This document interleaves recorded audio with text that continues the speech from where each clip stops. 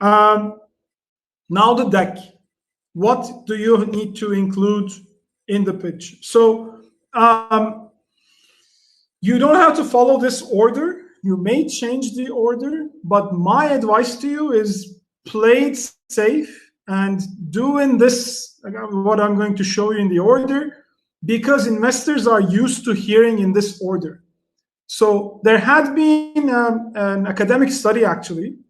You probably know DocSend. So it's a tool where lots of startups use, lots of investors use.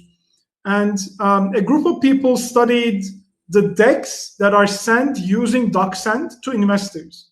And they checked which slides investors were spending the most time, which slides they looked multiple times, which slides they skimmed through, and what were really important. So this is kind of a mix, but investors are used to looking into one thing just to make it more effective. So 5 minutes, 1 minute, 3.5 minutes, doesn't matter. You need to have these incorporated into your storyboard. Story of the problem, the storytelling part, which we mentioned a little bit earlier. You choose whichever part you want, either from future to present or from past to present, and you work your story through your customer. If you have traction, you move on to traction. You say, this was the problem, and this was the problem for 10,000 of our users before we launched our product. This was the problem for 5 of these large companies that you see behind me in logos before we sold them our hardware. This was the problem that these individuals were having before we were able to give them the product they needed. So traction in the form of users, actual users, or customers, or people who actually bought stuff, those may be 2 different things. You need to mention this very early on.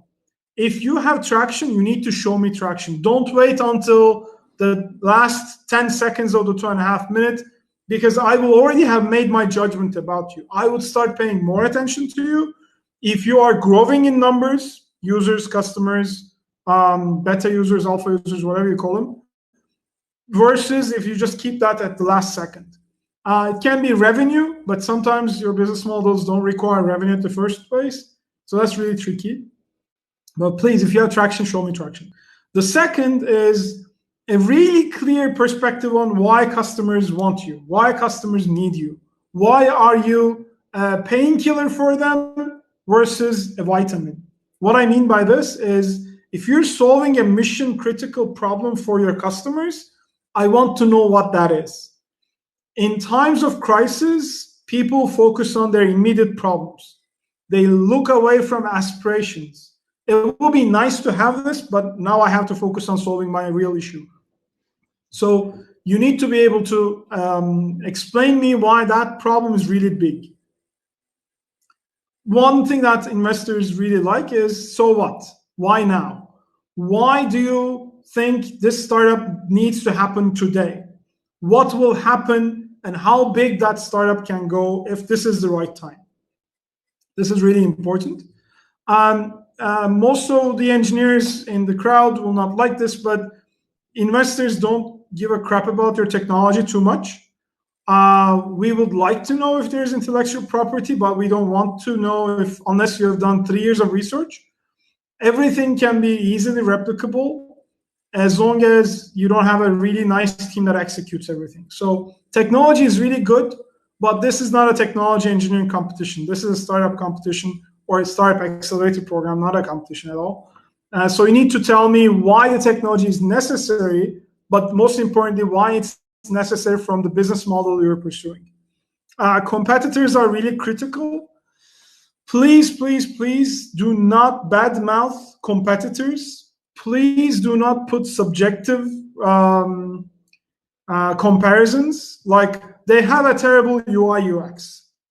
This is your judgment, and not probably your competitor will not like what he hears, or even the investors will think you don't know what you're doing, because having a bad UI UX is not a competitive advantage, and it's a subjective issue. It's not objective. So you need to understand why you are better from the competitors from an objective standpoint. Being cheap is not a competitive advantage. Please don't tell me you're cheap, because it means the minute your competitor lowers your prices, you're dead. I don't like that. Cost effective is another issue. Cheap, that's not, that doesn't make sense. But value proposition wise, being cost effective could be important. Usually we like to finish with the team. Unless you're doing something really, really technical, please don't start with the team. I would like to see the team towards the end. And the team has to have what I call the A-team attitude. Somebody who knows how to sell, somebody who knows how to build, somebody who knows how to manage. So those three factors are really important. If you guys are all engineers and you all like to build, who's going to sell this? Who's going to run this? So you need to be able to tell me, I'm the engineer, but I'm not the CTO. I'm focused on sales.